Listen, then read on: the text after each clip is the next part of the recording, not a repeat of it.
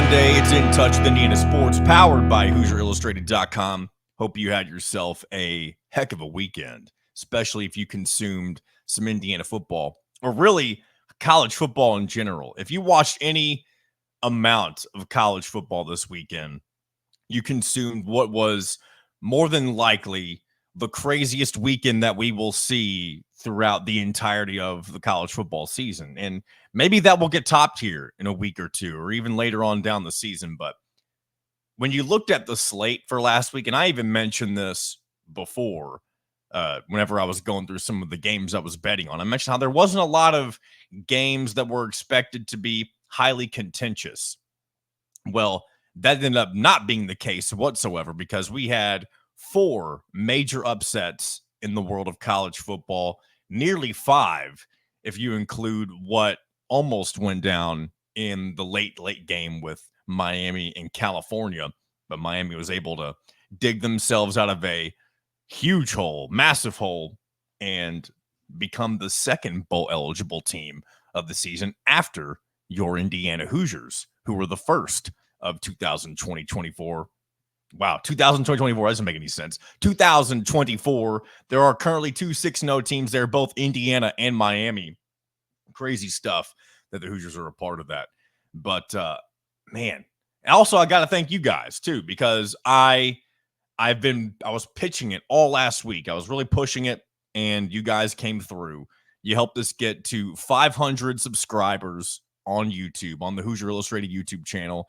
And I cannot thank each of you enough for trusting in myself and Kyler and Alec and all the guys at HoosierIllustrated.com, Drew and Dylan as well, to give you guys the content that is worth subscribing for, especially as we get rolling here with the 2024-25 collegiate athletics calendar. And we're glad that you are hopping on for the ride with us. And the 500 subscribers allows us to take that next step in growing this channel and hopefully being able to take some new ideas and continue to build upon what we're already doing here at Hoosier Illustrated. And we're going to continue doing what we've always done. You're going to keep getting in touch with Indiana sports Mondays, Wednesdays, and Fridays right here on Hoosier Illustrated. You're going to keep talking about the Hoosiers on Thursdays, most Thursdays. I know sometimes they aren't able to work that out, and that totally makes sense. You're going to keep getting the post-game wrap-up shows for the Indiana football team, as well as the Indiana basketball team once we get into basketball season.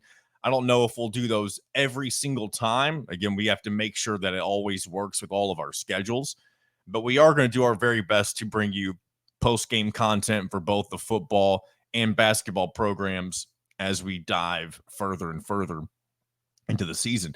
And one thing that we've been talking about recently is potentially starting to do some of our shows with In Touch with Indiana Sports live in the mornings at certain times. And again, this is just currently in the opening stages of that. I don't know if it will end up being all of the shows, but we are going to do some further talks with that, and maybe some experimenting with a couple of morning shows that are live here, potentially in the very near future. So I will keep you up to date on that as we talk further about what that will look like.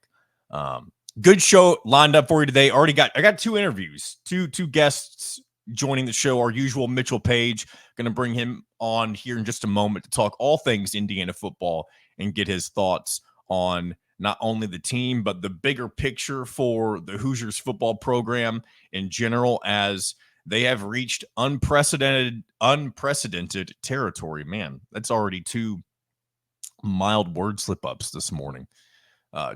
We are in unprecedented times for Indiana Hoosiers football, and that is a good thing. We were in unprecedented times when it comes to the opposite side of things not too long ago, but Indiana football has achieved something that they haven't done since the 60s, and they're not done. They are only midway through the season, and right now it feels like the sky is the limit for this Indiana Hoosiers football program. We'll dive into all of that here in just a moment with Mitchell Paige. And then later on after that, Kyler Staley is going to hop on and talk a little bit of Indiana basketball and the upcoming few weeks for them. Hoosier Hysteria, 2 weeks away. the charity scrimmage against Tennessee not too long after that as well. And then a couple of recruiting notes that we'll hit on later as we get further into the show. But before we do any of that, I do want to get into a couple more quick hitting type things before I bring in our man, Mitchell Paige. And first things first, I was talking about this being a wild week in college football. Well, Josh Pate on Twitter or X, at Josh Pate CFB, he put this tweet out on October 1st. He said, "This weekend will be a disaster. Landmine upset potential all over the schedule. Get your affairs in order." Well, if this is not the most Nostradamus thing we've seen in college football this year, or college sports in general, he was absolutely correct. And I want to go over a couple of different things, some of the highlights from the craziness that was this past weekend in college football. We'll start with the big one. Everybody who paid attention to any game outside of the Hoosiers this weekend probably knows that this happened. But if not, welcome to college football, my friend. And that is, I almost said Nick Saban's Alabama Crimson Tide, but that's not the case. I am going to get into something with Nick Saban here in just a moment.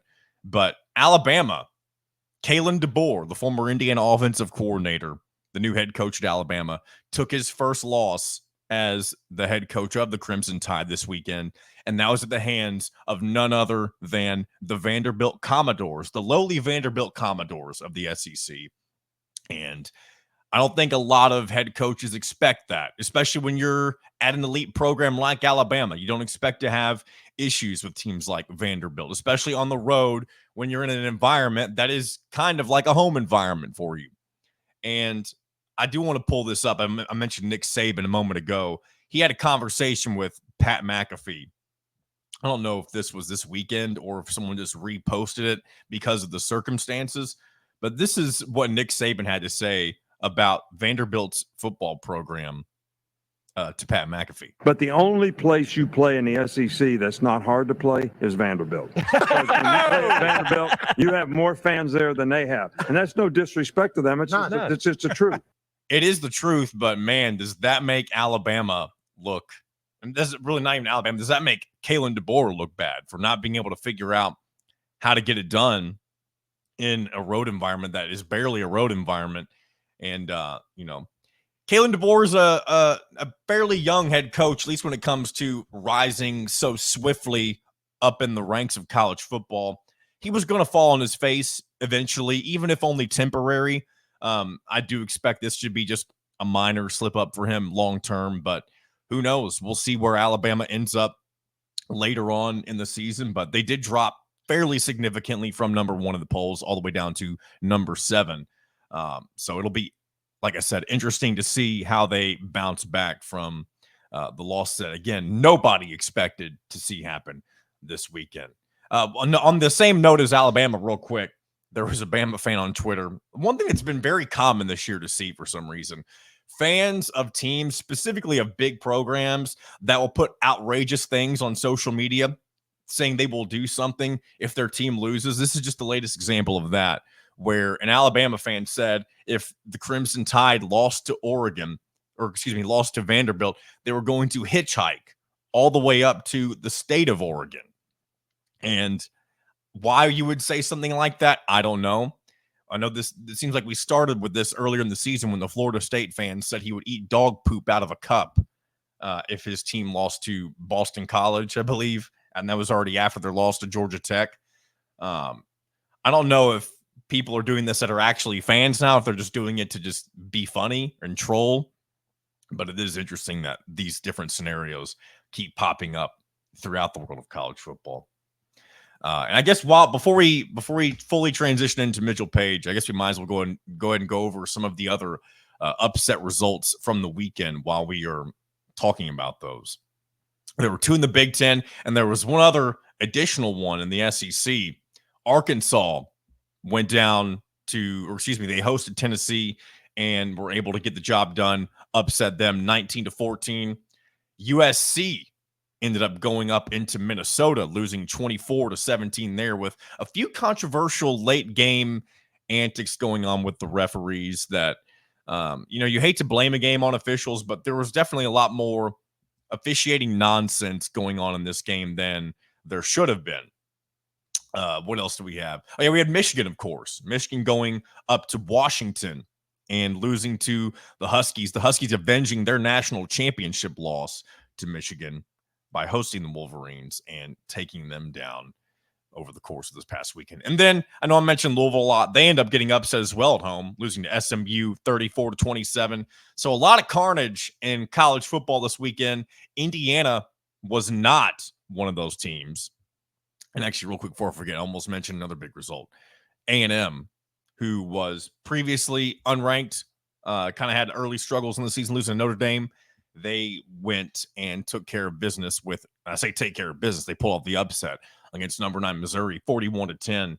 And they're trying to get themselves back in the conversation to being a serious contender in the SEC.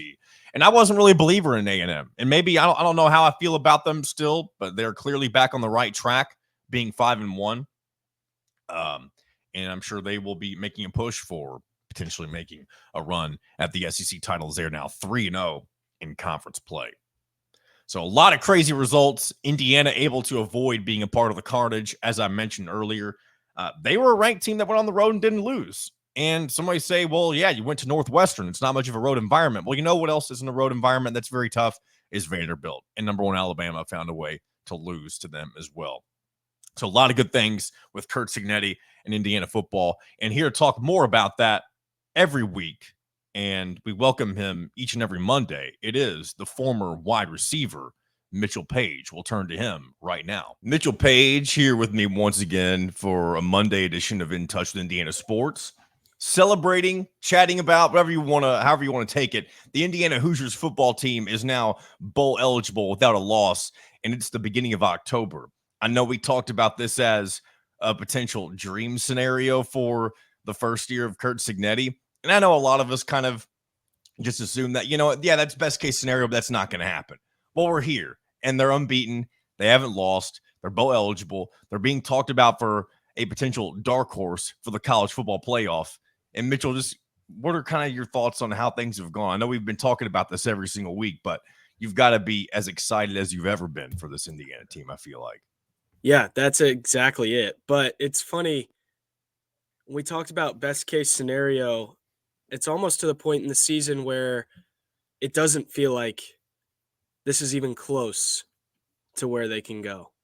And it's a weird feeling because, we're usually you start the season looking for those 6 wins. Where are they going to come?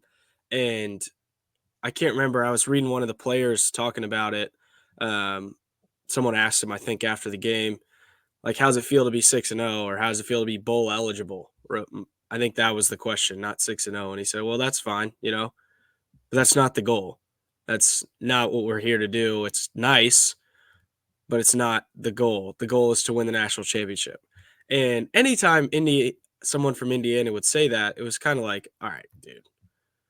But now, I don't care who they've played. You still have to win. As Saturday showed, winning is hard no matter what.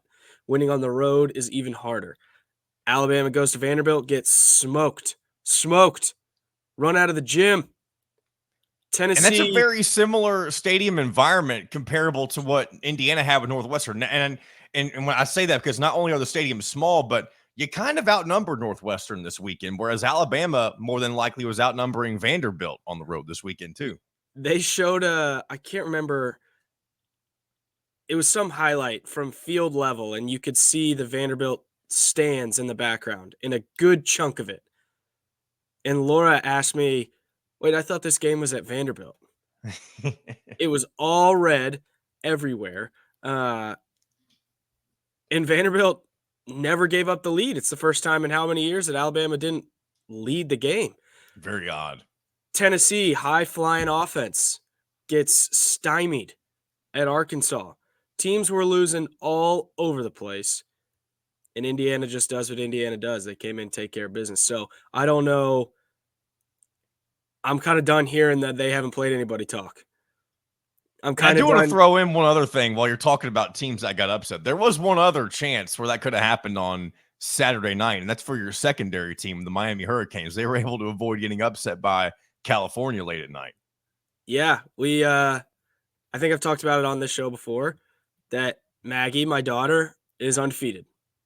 And so at halftime, they're getting beat 28-10. We had to go in there and say, "Hey, what are the halftime adjustments, Maggie?" And she laid out a good plan for us to maintain her undefeated record, come all the way back, and now 12-0 for her between our two teams. Pretty Isn't insane. that something? What a magical little run to have for your college football teams right now. Yeah, I'm on cloud nine. There's 2 bowl eligible teams already in And they're college Indiana and football, Miami. and they're my 2 squads. Absolutely. That's crazy. I do want to throw out one more thing before we get too far away from. You were talking about players who like to mention that they want to go for the national championship. I do believe back during your playing days, there was a defender by the name of Darius Latham, who I believe was talking to the media at one point. And I don't remember when this happened, but I remember him mentioning that the goal was 12-0 and people scoffing at him for making that type of a comment back then. And this is obviously a totally different scenario. But was that one of the teams you played on whenever that quote was said? Yeah. And I think it's one thing to say it internally and to believe it internally, but I'm more talking about my reaction to hearing that versus him saying it. Okay. My reaction is, yeah, you're right. That should be your goal. After watching the product that you've put out on the field for 6 straight weeks, you're absolutely right. Go for it. I saw a lot of people on Twitter that are still talking about like, well, this guy's done this before, or just a reminder that this coach did this too. And I'm like, no. And I'll say this, I've brought up this a few times, especially in the last few weeks. Back in 2011, Ron Zook was the head coach of Illinois, started them off 6-0, and they ended the year 6-6. Now you don't want to fall into that type of a trap. And I don't know exactly. I'm sure this is a way different day and age of college football, of course. But and he was more so on the tail end of his career as the head coach of Illinois. He ended up getting fired after going 6-6 that year. Whereas you have a brand new guy at Indiana with Curt Cignetti. And I don't have a clue what the vibes would have been like in the locker room at Illinois whenever they were 6-0 that year. They actually got their 6th win at Indiana back in 2011. But hopefully this isn't the same thing. I don't mean to bring in the negative vibes, but for some reason that keeps creeping into my mind. And I think more along the lines of what you're saying, Mitchell. I think a lot of fans are just scared to really be on board because they know what Indiana's been forever, and they don't think that they can ever get out of that, that identity, if you will. They don't think they can ever be something more than what they've always been, so they don't ever get their hopes up too high. I think there's some truth to that. I definitely was living in that world maybe after week 2 or week 3. Probably more when they played Western Illinois and scored 77 points and just beat the doors off of them. You start to look around, like beating a team 35-40 is one thing. It's still hard to do. But to be able to keep your foot on the pedal when the backups come in the game, this is still Division I football. You're still playing a team with good players at most positions. So your hopes start to get a little high. And I got that. Well, let's temper expectations a little bit. I'm done with that. How often are we going to get, and hopefully a lot in the future, but there's not many fan bases in the country that get to watch a team that is as calculated and clinical and almost militant in their pursuit of executing their job. There's not many teams in the country any week of the season that'll get to say that their team executed like that, and Indiana's done it 6 straight weeks. So live in it, bask in it. Who cares? For what it's worth, I think Nebraska's in big trouble. Big trouble. I don't see any world, and I'm probably going to jinx them, but any world that they're going to have a chance after the second quarter. I just think Indiana's way too clinical. Nebraska is not talented enough, or my thing with Nebraska, I don't know if talent's necessarily an issue. I think Dylan Raiola, their quarterback, who's a freshman, is going to be challenged. I don't want to say in a way that he hasn't been challenged yet this season because they had a tough test where they lost at home against Illinois.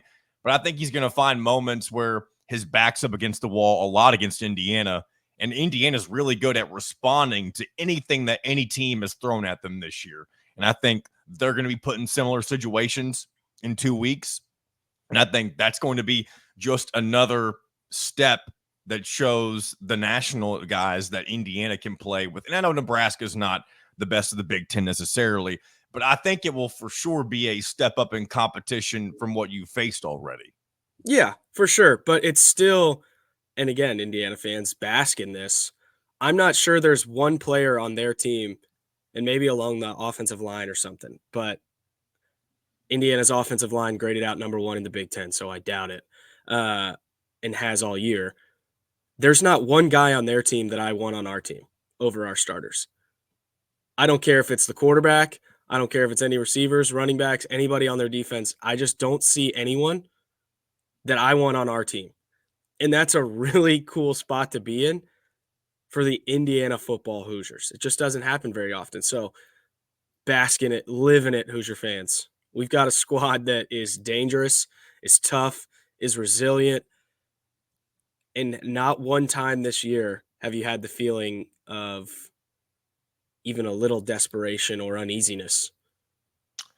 And I guess since we're talking about enjoying it and basking in it and the prospects of this maybe not lasting as long as forever, of course, but there is obviously the talk that I've even done some of this myself of the sustainability, not necessarily from if he sticks around, but the sustainability of is somebody going to, want Kurt Cignetti? And that's kind of a dumb question because there's going to be a lot of programs that want Kurt Cignetti probably right now if they could.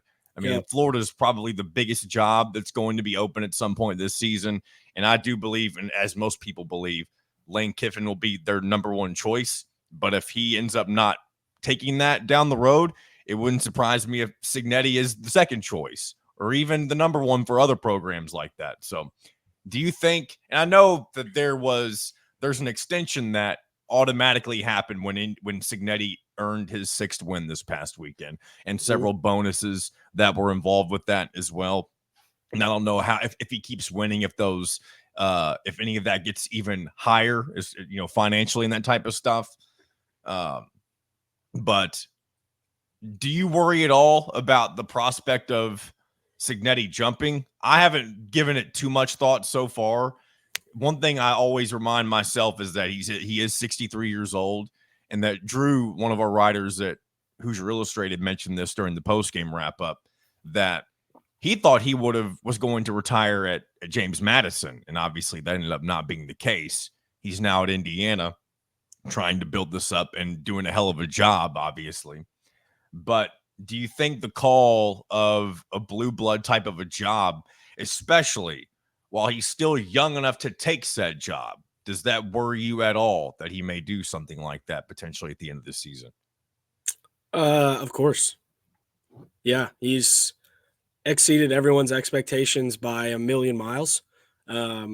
I think you can guarantee that his staff is going to get ravaged at the end of the year. Yes, even if Cignetti is the coach next year, there's going to be a lot of changes because there's going to be guys who want a piece of this pie, even if it's not the head of it. Yeah, and that's just something that you live with. Nick Saban's staff had 50% turnover probably every year, at least. It's a good problem to have that other schools want what you have. But I think there's, a couple things that we can do that as fans to make it more appealing to stay here. The school they'll front the bill. Yeah. They've shown a commitment to football in ways that I don't think they have really ever in the history of the program. They're going to pay them. So don't worry about, and yeah, okay, if Texas A&M somehow comes in with $20 million a year or something, or Florida, I don't think Florida is a danger at all for whatever reason. I think they hired a guy that was a little bit of a flyer that hadn't been in the SEC. I don't think their fans or alumni will approve of someone that isn't a Southern boy leading that program because they went away from that and it's been so terrible. that they're going to look at an SEC staff and hire an OC or something. But fill the stands. Keep coming, keep showing up. Keep injecting life into the program as often as you can. Mondays, Tuesdays, Wednesdays, because when there's that kind of energy, it's infectious. It's hard to leave. When you have an entire state that has been fiending for good football for so long, whether they knew it or not, you can see it. It's come alive. Everywhere that I go now, how about them Hoosiers? Anybody that knows I played, they want to talk about Indiana. It's usually just me that wants to talk about Indiana. Now they're talking to me about them. So it's infectious, and it's kind of taken over. And when you have a scenario like that, people that love you, this world, the college football coaching carousel is ruthless and really hard on family, really hard on coaches themselves. When you find a place where someone loves you, especially when you're at 63 and not 30, I think Indiana fans have a huge opportunity to show Kurt Cignetti that we want you here forever. And I think doing anything other than that is wrong. I'm excited to see the turnout for homecoming. I'm a little worried that the wrong people will get the tickets. I don't know why that is. Homecoming dads just want to buy it because their kid goes there and they don't understand that things are changing. Haven't watched a game all year. I'm a little nervous about that, but I'll tell you what, one thing too, I get really lasting on the Cignetti stuff and the potential of leaving.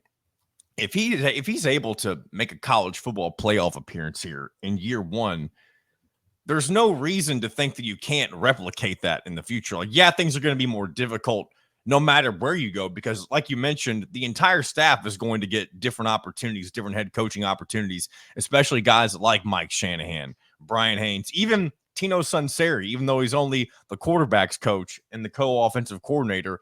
People are going to recognize how big of a part he is of this offense, and he's going to be a hot commodity.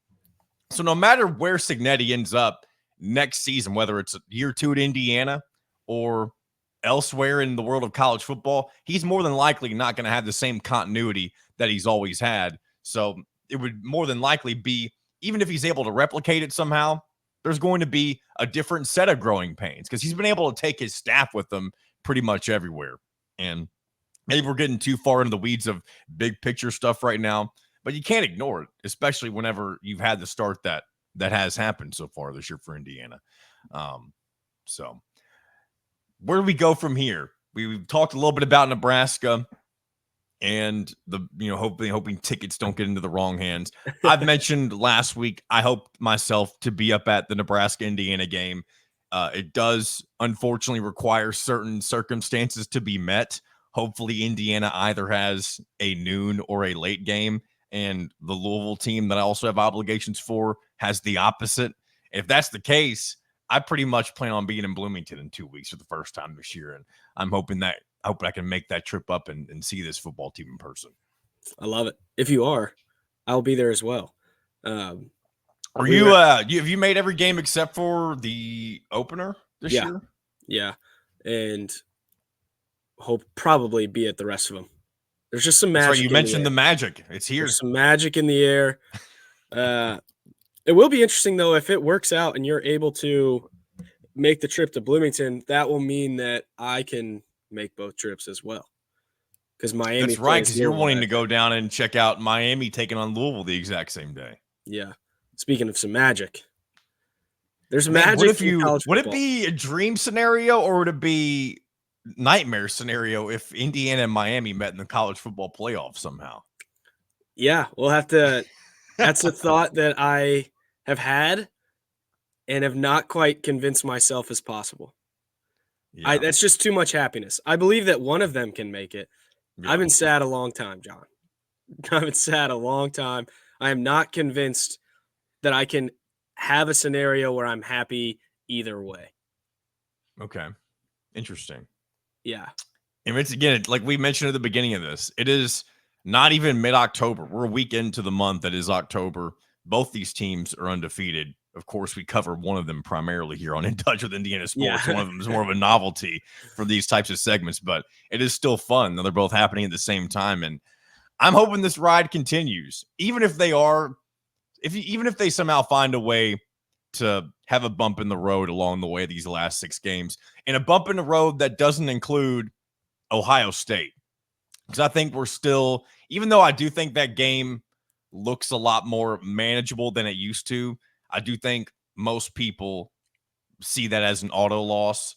But even if there's a bump in the road that doesn't include that game, I think there's still a lot to be excited about when you think about where this team may end up when the season ends. Yeah, as you're looking at it, we've seen a lot of teams now. Who do you think the toughest game outside Ohio State on their schedule is?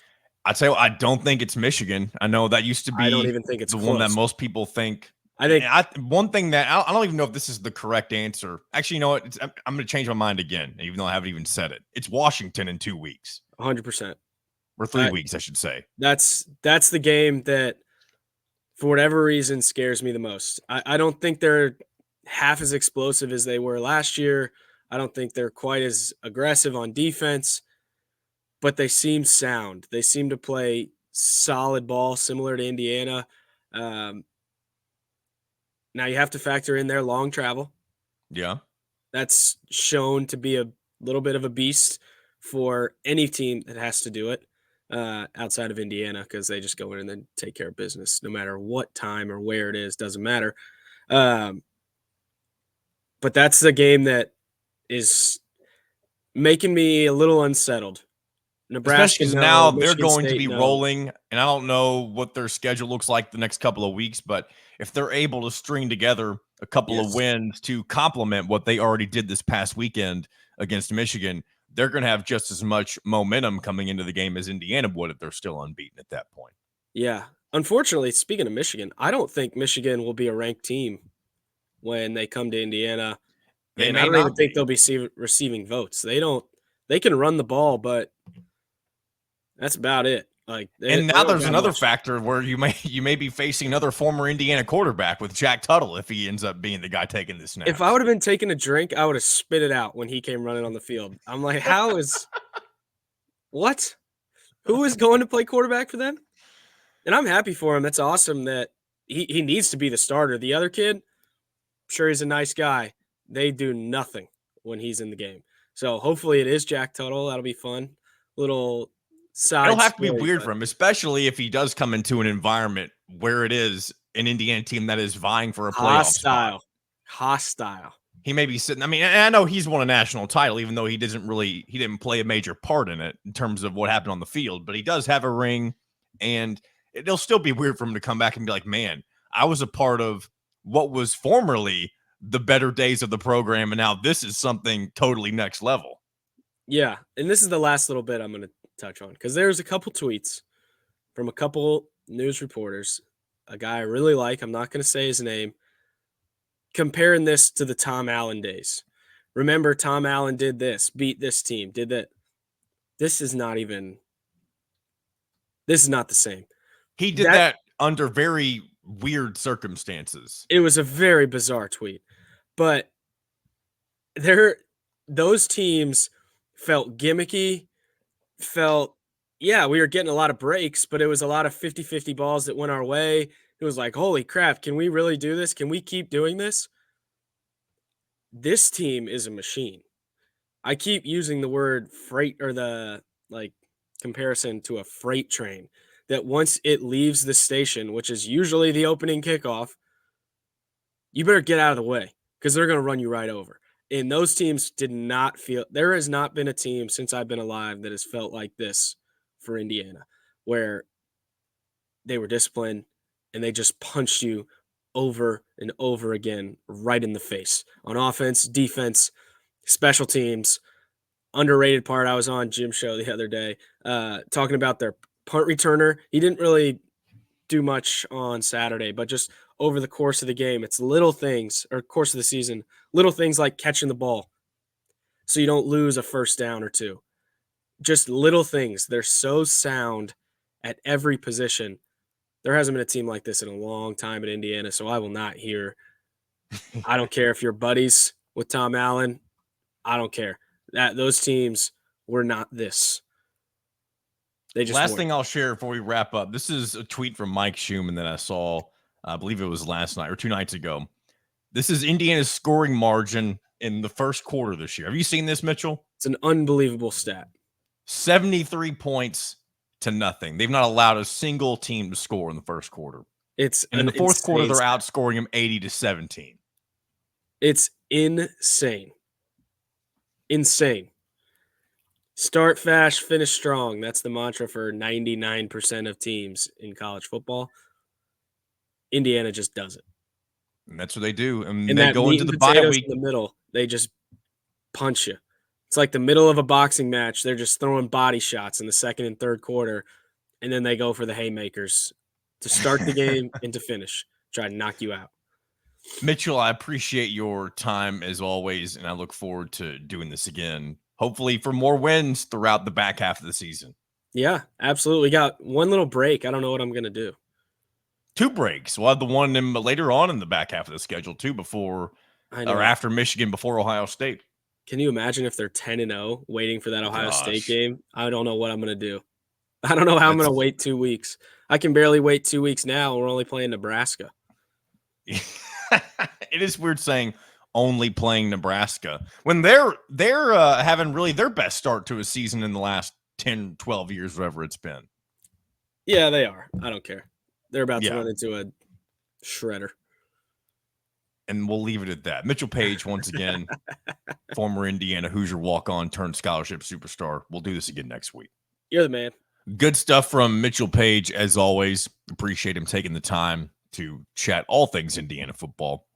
And I'm glad to have him along for the ride as this Indiana Hoosiers team continues to turn heads in the world of college football. And they're going to get to enjoy some rest this weekend. They are at the midway point of their schedule. They are at their first bye week.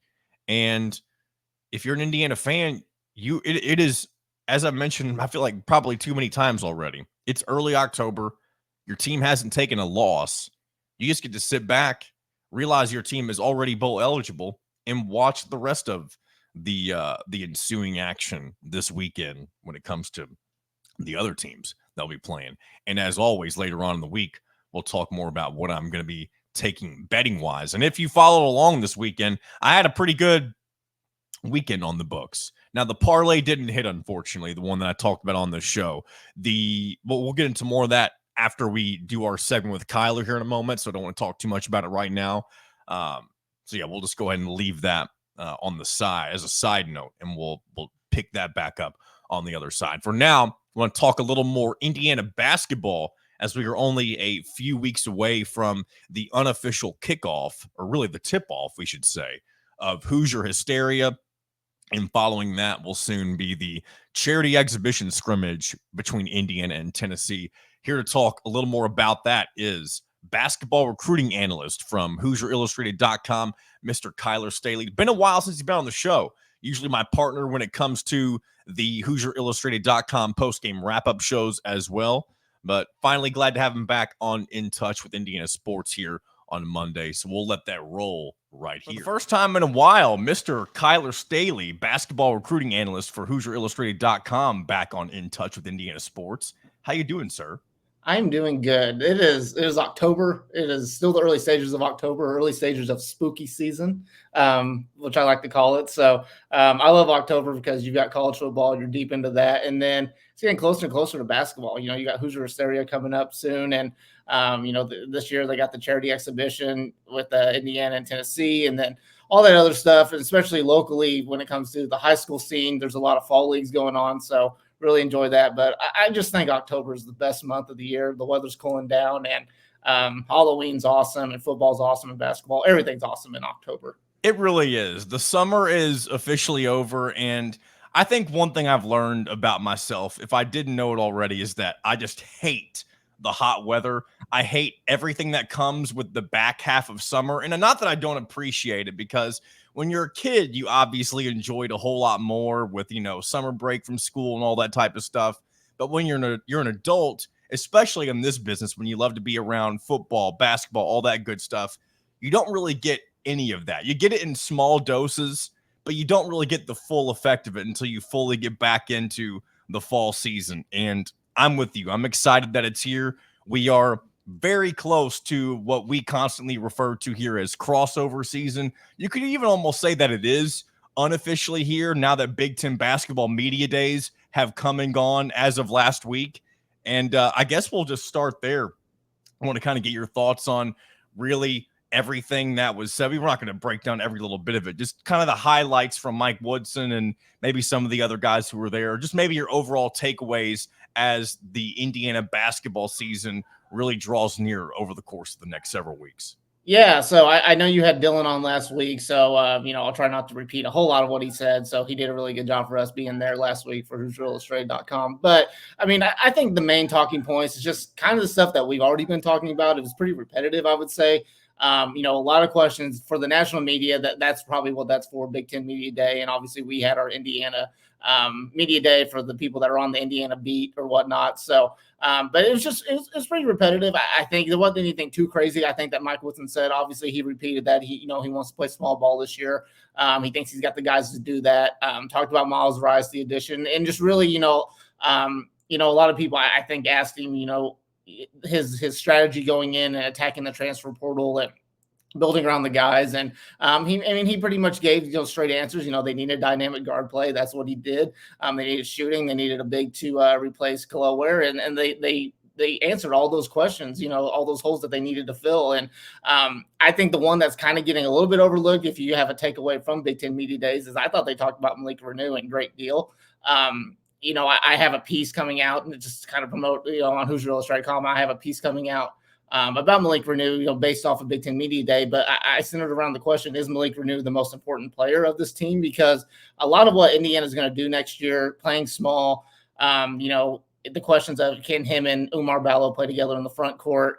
A lot of that centers around Malik Reneau. And a big part of it is Malik Reneau going to be able to stretch the floor out this year? Is he able going to play that more, modern style of stretch four that you see in today's game? Malik Reneau, from all accounts, from what it sounds like, he came into this summer knowing that he had to make some improvements. He made a big jump from his freshman to sophomore year, but he still had those little mental mistakes. He's a guy that plays really passionate on the floor, plays with a lot of emotions. And I think sometimes that emotion can kind of take over, how he needs to play on the floor and be smart a little bit. Obviously the big thing was the big ticky-tack fouls that he would have and things like that. But, by all accounts, coming off of Big Ten Media Days, Trey Galloway talked about it, Miles Rice talked about it, Mike Woodson talked about it. Malik Reneau came in, this summer, and, he needed to improve. He needed to become a smarter player, needed to become a smarter big, and he just needed to improve his game overall. So the basic takeaways I would say from Big Ten Media Day, nothing too crazy, but the way they talked about Malik Reneau, I thought that really stood out. And with him specifically, and you talk about your piece coming out, how important do you think to the overall success of this Indiana basketball team is him to take that next step forward? Obviously, it does. Whenever you think about individual players, not many of them take regression from year to year. Even if they do take baby steps forward, that's typically what you expect from most players at this level of college basketball. Do you think a significant jump, as you kind of alluded to earlier, that is one of the keys to Indiana really achieving their goals when it comes to potentially winning a Big Ten title, making a deep run in the NCAA tournament, those types of things? Yeah, and I think you can say that about all the returners in a lot of ways. Mackenzie Mbako especially, Gabe Cuffs especially, Trey Galloway, those guys, they definitely need to take another jump. Mike Woodson even said that on both media days, both the IU one and the Big Ten media days. He needs his returners to take a jump, especially those young guys like Mbako. But for me, if you ask me, and this may be kind of a crazy take or whatever, I think Malik Reneau is the most important player on this Indiana team by, not to say, obviously Miles Rice and Cannon Carlisle, the guys in the backcourt, the guys that are going to be setting up the plays, running the offense, being that kind of, the head of the snake, as you would call it. Obviously they play an important role. Mackenzie Mbako plays an important role. Luke Goody plays an important role when it comes to shooting. But I think with what Mike Woodson wants to do this year, Malik Reneau is going to be involved in a lot of it. You go small, you're probably going to see Malik Reneau play that small ball five, which, he has proven, he proved it a lot last year. He's pretty dominant around the post, soft touch, just a very consistent big down there. But I think also if they're going to play Umar Ballo and him together, Malik Reneau is going to have to learn to pretty much stretch out the floor, most of the time. That way it's not as clogged up, in the paint, as we've seen the few years that Mike Woodson's been the head coach, it's been very clogged in the paint. Now, a lot of that's because you got Trace Jackson Davis, you got to play through him. You got Khalil Ware, you got to play through him. But this year, you don't have to necessarily play through the bigs. Now, I think Mike Woodson's going to play through the bigs a lot. Malik Reneau is going to be a big part of that. But I think Malik Reneau has got all the potential this year to be a first-team All-Big Ten caliber player. I think he's going to put up big numbers. I mean, it's just the little things. Trey Galloway talked about it at Big Ten Media Day. It's the little things with Malik Reneau. If he can fix all those little things, the sky's the limit for him. And I think this year, you can see a lot of games where as Malik's going, that's how the Indiana team's going to go. If Malik Reneau's dominating and he's stretching the floor out and he's making a lot of plays, rebounding, defending, staying on the floor, I think this Indiana team's going to have a lot of success building off of what Malik Reneau's going to do. And we have seen flashes in the past. It didn't happen necessarily every single game, but he's not afraid to step out behind the arc and shoot the threes, especially whenever he's feeling confident. I'm assuming that he's wanting to kind of take that confidence to another level and really improve his game and, of course, improve your NBA draft stock as well, and hopefully lead this Indiana team to what we were just talking about, Big Ten championships, deep runs in the NCAA tournament that this Indiana program has not seen in a long time. And I don't know what I think most people consider a deep run anything past the Sweet 16, considering that's not what Indiana fans have seen since 2002, the last time they went to a national runner-up. Or they haven't had an Elite Eight since then, right? They haven't gone. No. I don't want to speak and be incorrect about that, but I do believe 02 was the last time they went past the Sweet 16. Yes, I think that's correct. I think the farthest that they've gone was that 2016 team with Yogi and Thomas Bryant and all them. So that was the Sweet 16. Look, I mean, this year, obviously the goal, win a Big Ten championship, make the NCAA tournament, be in the NCAA tournament comfortably all season long, I think is a big key. Don't be on that the bubble spot or whatever. But I think for this Indiana team, for everyone just to, I guess what you'd call it, having success with this Indiana team is at least making it to that second weekend. If they make it to the Sweet 16, I would say that's a success, especially if they competed for a Big Ten championship this year. They won that. I would say that's a success in my opinion. Purdue picked at the top of the Big Ten standings, even though they will be without Zach Edey. Your thoughts on that? Do you think they're a little bit overrated, or do you think that they'll still be able to bounce back with, losing a generational talent like him? I talked with Dylan about this last week a little bit. We saw how Indiana struggled to adjust to life without Trace Jackson Davis.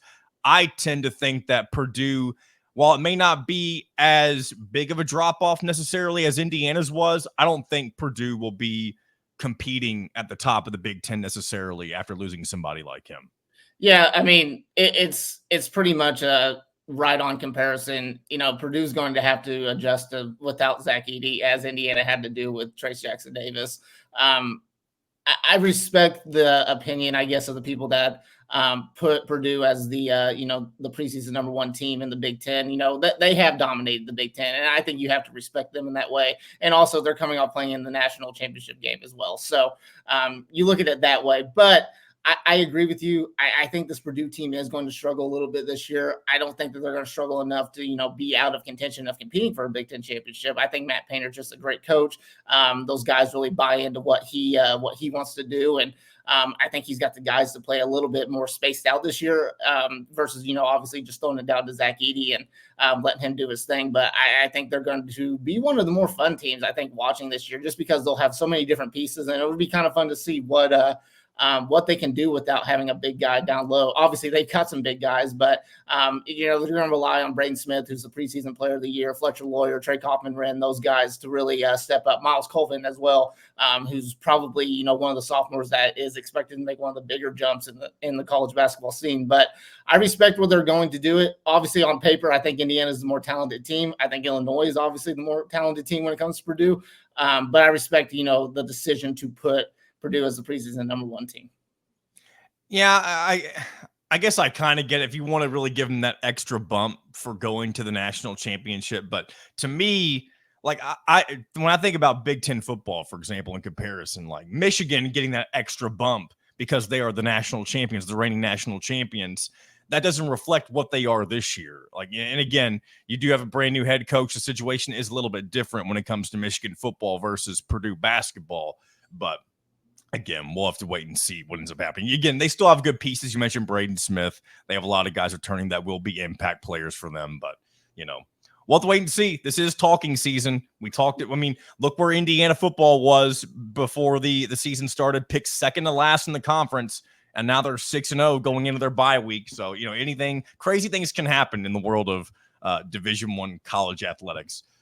Coming up here, go ahead real quick. Real quick, absolutely. It is talking season. So when you look at the the preseason polls or whatnot, that's not going to be nearly as right as what they have right now. Not nearly as right. Honestly, Braden Smith could win Big Ten, Player of the Year and stuff, but I think there's a lot of guys, in the conference that are going to be making a push for that as well. And I think there's some guys on Indiana that can do that as well. But those standings that they have right now is just like the top 25 standings. They're not going to be anywhere close to what they were at the start of the season versus the end of the season. It is funny how, and I try my best not to be like this, but it is funny how it seems like most people will take those standings and top 25s as gospel for the beginning of the year, as if those will be the definitive best teams, whether it be college football or college basketball, when maybe not 9 times out of 10, but a decent percentage of the time, most of the teams that you rank end up not living fully up to expectations. They have big drop-offs. Some end up being a whole lot better than their ranking suggests.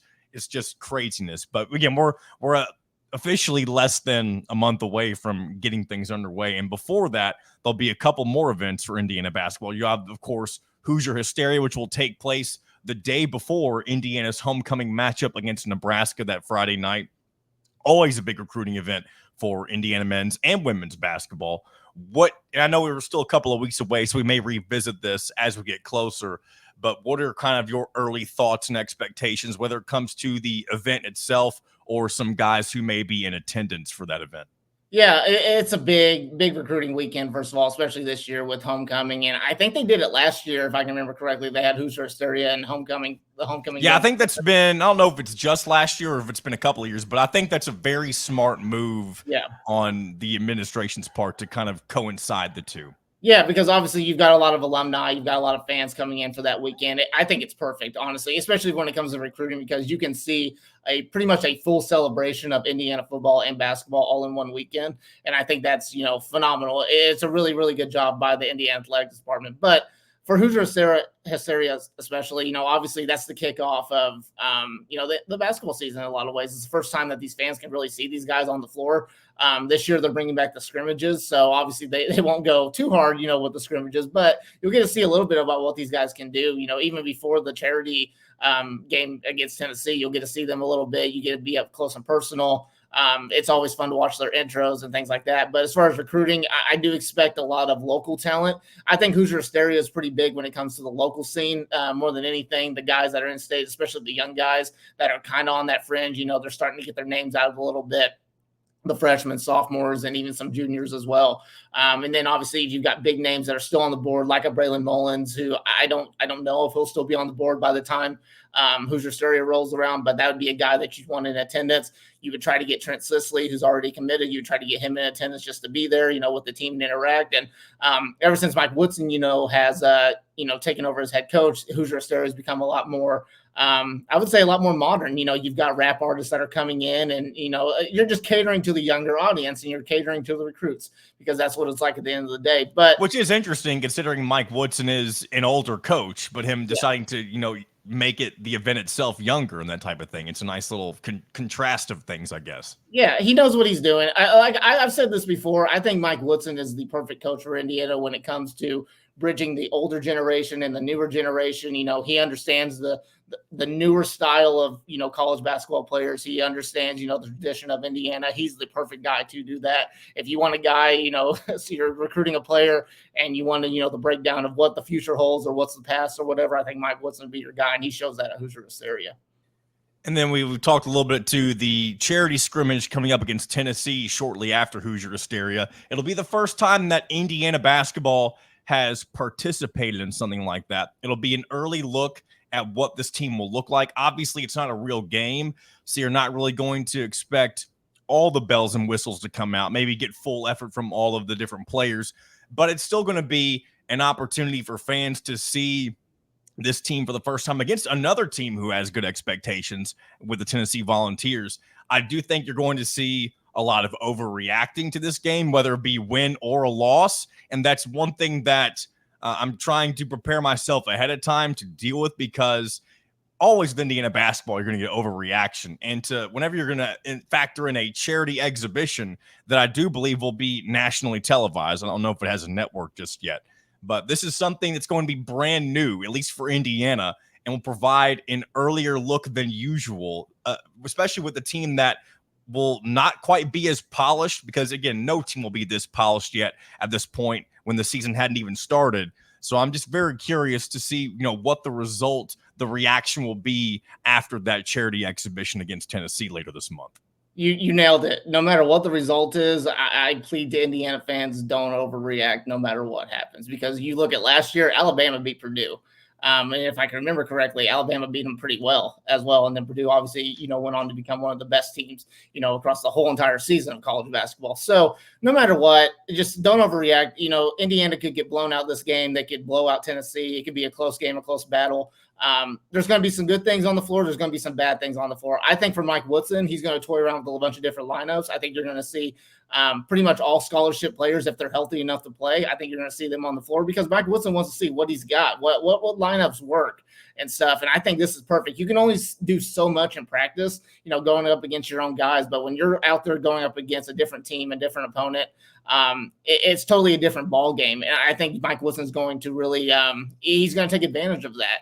And you're going to see different lineups. You're going to see, the starting lineup for this game could be a totally different starting lineup that you see the first actual game of the season. So big thing is, don't overreact no matter what happens. Just kind of see what these guys got. This is more so for Mike Woodson, the players, to see what works, what doesn't work, and they're just going to build off of that.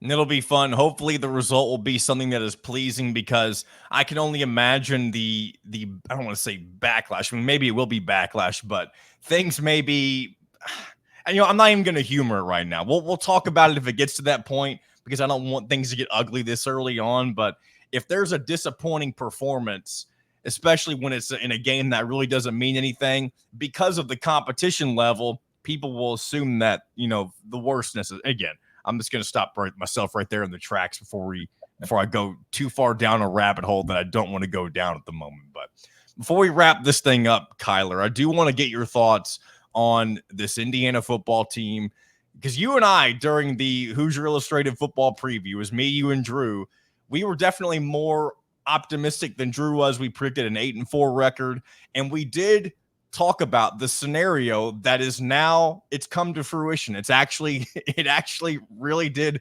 play out in the most perfect fashion, which is the most anti-Indiana football thing ever. They took the favorable schedule that they had in front of them, and they've taken care of business every step of the way. And now they find themselves at the bye week. And the week after that, you're going to face a 5-1 Nebraska program on homecoming weekend with Hoosier hysteria. It is without a doubt going to be the most electric Indiana football environment that Memorial Stadium has seen probably in the last 10, 15, 20 years, if I had to guess. Yeah, I mean, you talked about it. You and I were pretty high on Indiana coming into the season. Eight wins is what we were calling it.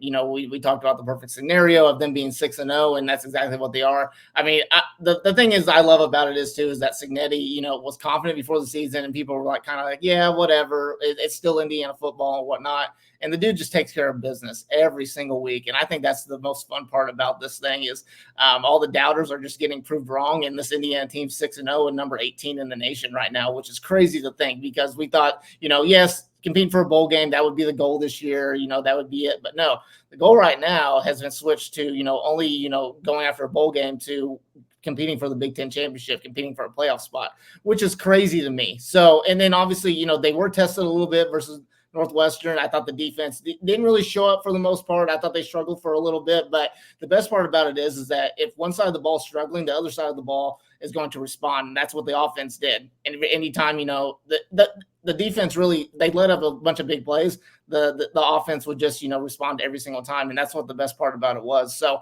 this Indiana team's rolling. They're fun to watch. They may be the most fun team to watch in college basketball right now. And I think a lot of people are hopping on that bandwagon. And you talk about that weekend, the homecoming weekend, I think it's going to be a sold out stadium. There's no reason why it shouldn't be.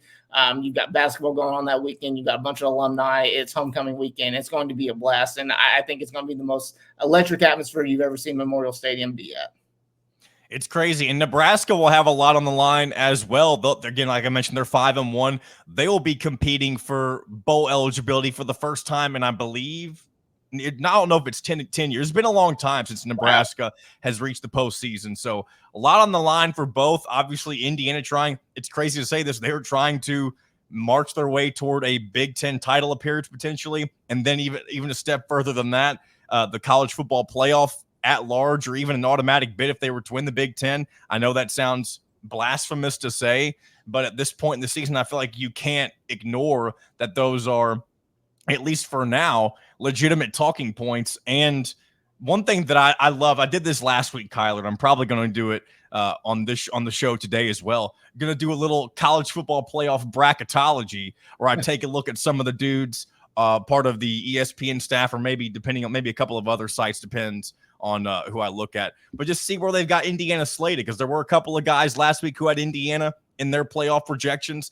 and just see how that would line up if that were the actual bracket. And I know last week you had a potential rematch against Tennessee that you could try to avenge from that Tax Slayer Bowl, Gator Bowl loss. And, you know, you had Tennessee lose to Arkansas this weekend. There's a ton of parity in college football overall right now. And I think that in and of itself speaks for the possibility for teams like Indiana and maybe teams like Iowa State, those who normally aren't in this conversation, to make a run at potentially getting into this 12-team playoff.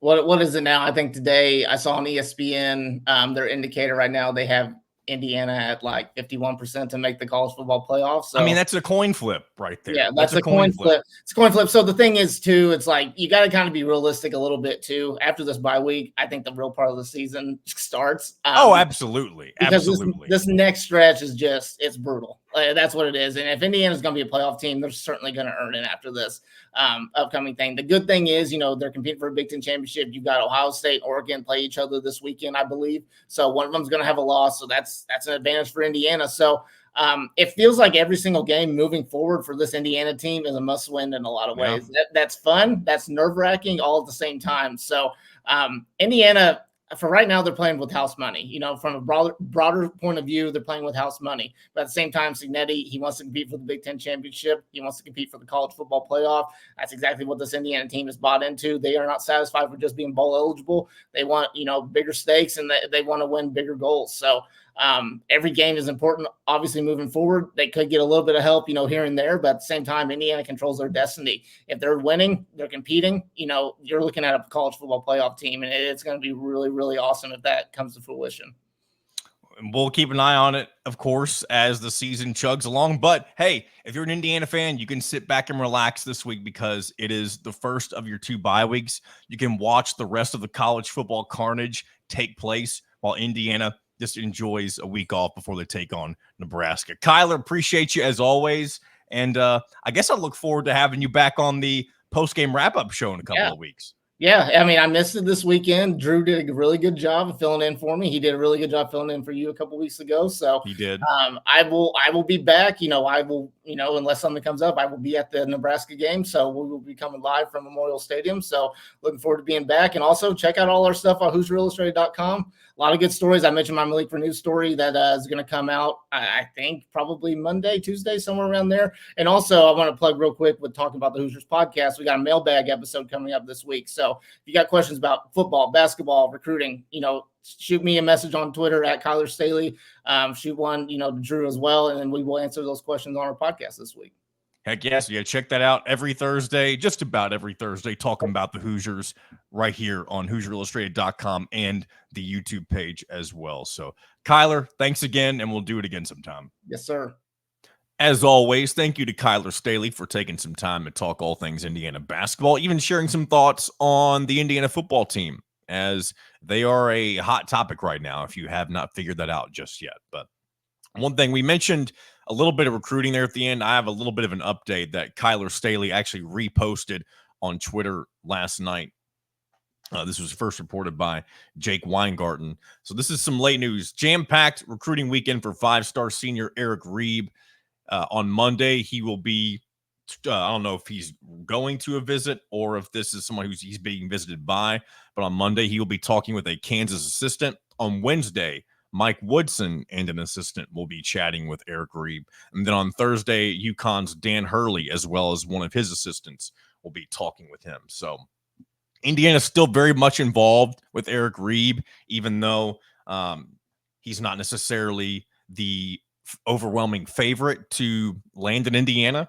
And as this progresses, we'll just have to wait and see if he ends up continuing to humor Mike Woodson and the Hoosiers. So we'll keep you up to date on that as different things develop along those lines. All right, let's go and get into the parlay. So unfortunately, we didn't hit. We were very close for hitting the college football parlay from last week. We had the Iowa State hit the cover there. That was, I believe, 9.5. They ended up winning by 22, so that wasn't a sweat at all. We also took Navy to cover against Air Force -10. They ended up winning 34-7. That was no sweat at all. But unfortunately, the final leg came down to the late game. It was Miami and California. We needed Miami to win. I believe it was 9.5 or 10, something along those lines. Very similar to the other two spreads. And once California was up, 28-10 at halftime that Mitchell mentioned, I kind of figured that was it for that. And I didn't even really think Miami would win that game at all. They were able to find a way to get the W.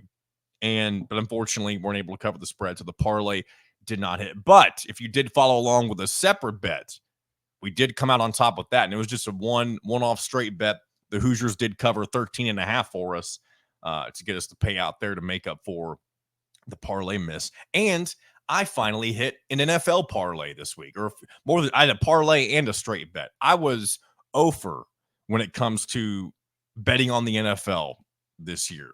And thankfully, I was able to get lucky, I guess, as they say. And some of that came at the expense of the Colts losing, unfortunately, to the Jaguars. And I needed the Colts to cover +3.5. They did that. They only lost by 3 to the Jags. Then the Bears took care of business for me fairly easily against the Panthers. Ended up winning that one. Where is that final score? It was like 36-10, was it not? I'm not finding it in front of me for whatever. There we go. Yeah, 36-10. And they only needed to win that one by, I think, 5 or 6. And then I also did, so that was my NFL parlay that hit. And then the straight bet, I took the early game, Vikings -2.5, or it might have been 1.5. I can't remember what I got it at.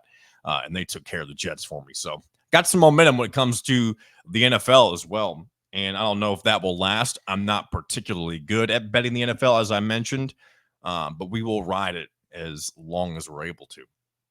And again, unfortunate that the Colts they allowed the Jags to get their first win of the season, the last team in the NFL to get a win. And it does seem fairly very Indianapolis Colts-ish to allow that to happen, as they are now relying heavily on Joe Flacco instead of Anthony Richardson to help them get the job done. And really, that's not the issue. When you allow Jacksonville to score 37, that's the problem. So we may talk a little more Colts in the NFL later on this week, but I've already kept you guys here long enough. We're going to go ahead and wrap this thing up. Appreciate you sticking around for a Monday edition of In Touch with Indiana Sports, powered by HoosierIllustrated.com. And again, I'll thank you once again. Thank you to all those who have subscribed to the channel on YouTube, Hoosier Illustrated. And if you haven't done so, you can still do so. We still want to keep growing the channel. But I will be a little more, I'll be less pushy about the subscribers for a little bit, I'll say. Don't want to make that something that I'm constantly doing. But whenever we're near goals that are attainable for us, I'll go that extra mile and push for that. And maybe down the road, if we ever do merchandise and stuff like that, maybe we'll do some giveaways along those lines for subscribers if we can figure out a way to make that work. I'm just throwing that out as an idea. I'm not saying that's something that will happen down the road. It's something I'd like to be able to do if we're able to do those types of things. But for now, Appreciate all those who have bought in without type of, and I say bought in, you don't have to pay anything. Subscribing on YouTube is free for those who've never done something like that before. So thank you as always. We'll be back again on Wednesday to do another episode of In Touch with Indiana Sports. And I hope you'll join me once again for that. So enjoy the early portion of your week. We'll be back again on Wednesday. This has been another episode of In Touch with Indiana Sports, powered by HoosierIllustrated.com.